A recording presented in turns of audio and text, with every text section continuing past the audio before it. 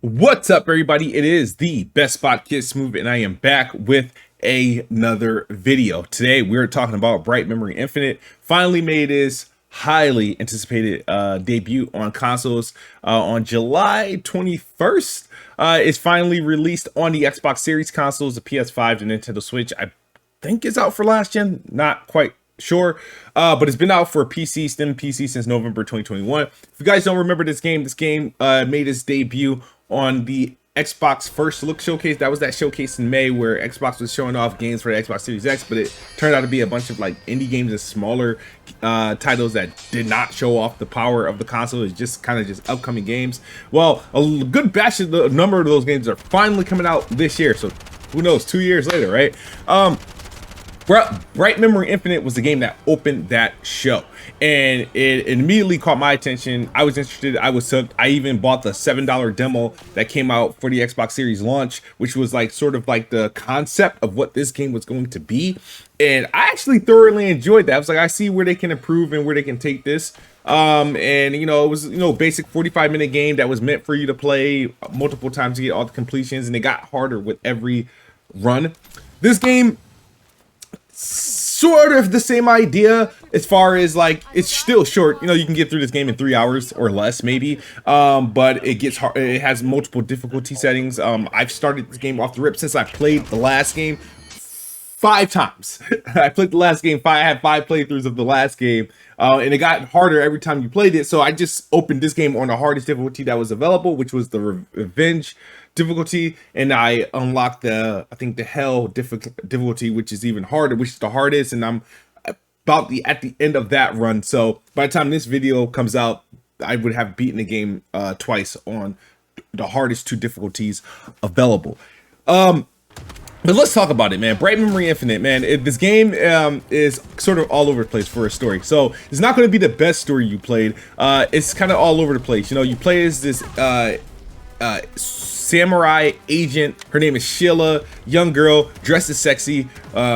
Make sure the platinum dishes come with all the skins. You can see all the outfits she rocked. She looks very good. But it takes place in the year 2036. There's a lot going on. I mean, you got like James Bond type cars with missiles attached to it. You got Sheila can grapple from here to here. She can wall run like you do in Titanfall, and she's good with the guns, and she's good with the sword. And she gets a little bit of special abilities. And what's going on actually is this black hole that just kind of shows up, which is just sucking everything in, and evil ancient samurais are just spawning all to take you out, along with soldiers, because they have their own agenda that's headed by another scientist who wants to, you know, capitalize on this black hole and wants to capitalize on this apocalyptic moment. So he has his soldiers out to get you, and then you got these ancient ghosts like samurais just spawning all over the place, which is generating these also large creatures with special abilities that you constantly have to fight against. And it turns out to be a really good action game. So what can I compare Bright Memory Infinite to? I compare it to the games like Shadow Warrior 3, which strangely I just beat that game last month and beat it a couple times because the gameplay was all over the place. Story didn't make much sense, but the gameplay was all over the place. You're doing a lot of melee, you're doing a lot of traversing, you're doing a lot of shooting. This game packs all that in this, and then you also get, you know, a little perk. You get to drive for a segment or 2. I think Bright Memory Infinite looks good. It's I think running on Unreal Engine 4, so the graphics are there. I played in a ray tracing mode, which manages to handle 4K at 60 frames per second with ray tracing enabled on the Xbox Series X, which is pretty dope. And I also got to play this game my second time through at 120 frames, which is, it's very responsive. Like there is an immediate difference, but I felt when playing the game there was no visual drop off. I like the graphics, the effects, the motion, the rain, the wind, the weather effects that's taking place. They throw a lot at you on the screen, and the performance holds up beautifully, like barely ever dropping a frame. Sure, there are some few bugs here and there. I don't know if it was related to my Xbox, whether it was related to me losing internet for partially, or just the game. Like, so as I mentioned,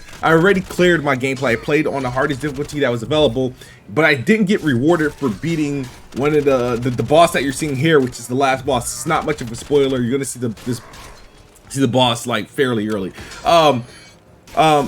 Which beating the last boss of the game, I did not get the clear the game achievement, which is obviously you got to beat the game, and I didn't get the achievement for beating this guy, which is the 6-armed emperor. That for some reason I did not get the achievement. However, I did get the achievement for clearing the game on revenge difficulty. So I'm playing again on hell difficulty, which is the hardest one you had to unlock, and hopefully they unlock again. Otherwise, I mean, that's my only knack for it. And then I had one other bug in this game where I was fighting a heavy melee enemy who I dodged out of the way, but I dodged too far into the woods, which I was out of the play space of the game, and I can only move horizontally across the map, but I could not get back into the play space, and I kept doing that until I eventually kind of moved off the cliff and just died. So that happened to me once. So yeah, there you might run into a few bugs. You could probably force a couple glitches to happen because the gameplay is so frantic. There's a lot going on with a lot of, you know, shooting, with a lot of traversing, with a lot of dodging. There's a lot going on. So there's easy, if you do something into like in an area that's, you know, not like, you know, invisible wall or something, you could force yourself out of the invisible wall pretty easily. So yeah, there are some glitches that you can force on this game.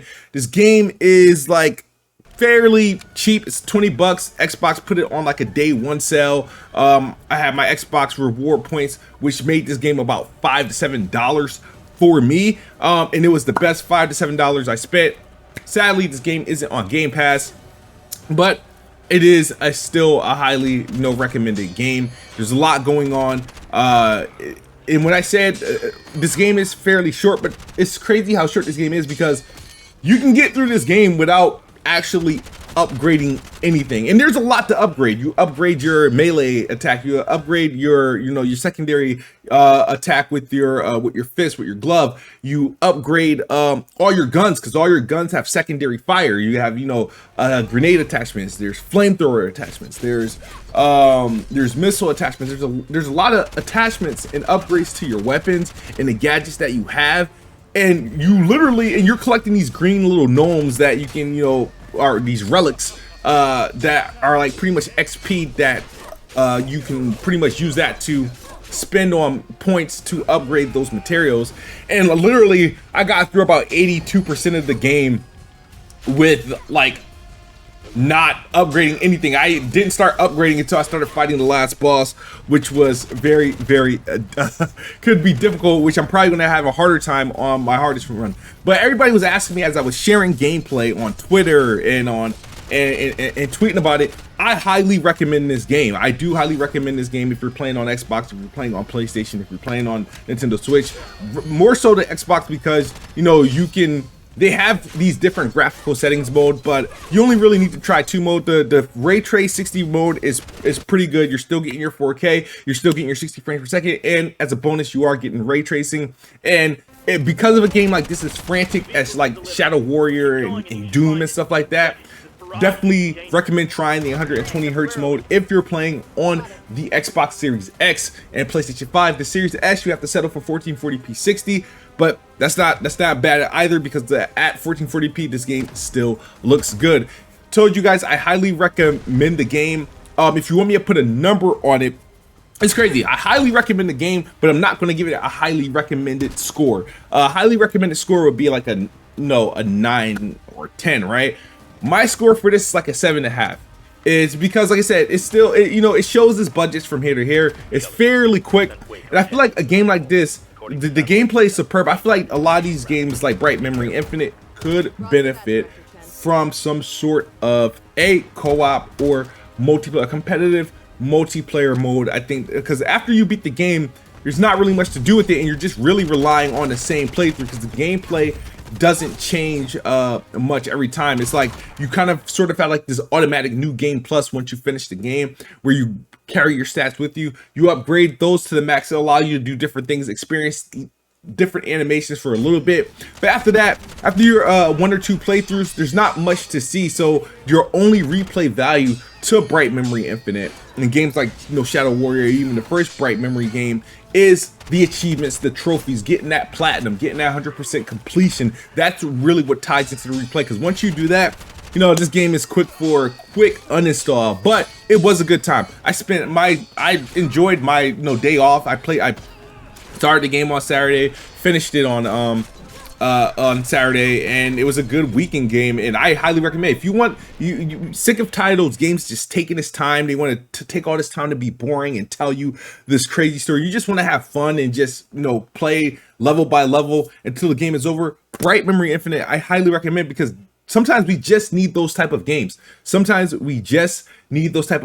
they don't come often enough. So that's why I enjoyed my time with the game. It has great gameplay, great graphics. The story's out of whack. It makes no sense whatsoever. But also the sound and the soundtrack is pretty dope. So, and I do apologize for the audio. There's something wrong with the capture card I have, where you might hear sounds that are, I think, delayed by like 3 or 4 seconds when you hear the gameplay, because for some reason my capture card has been doing that. But once again, recommend 7.5 out of 10. It's kid smooth. Let me know what you think of Bright Memory Infinite. Let me know in the comment section below. I will be looking forward to that. Hit the like button, comment, and I will see you guys on the next video. Xbox is the best box. I am the best bot. Good night or good morning if you're on the other side of the globe. I'm out of here. Peace.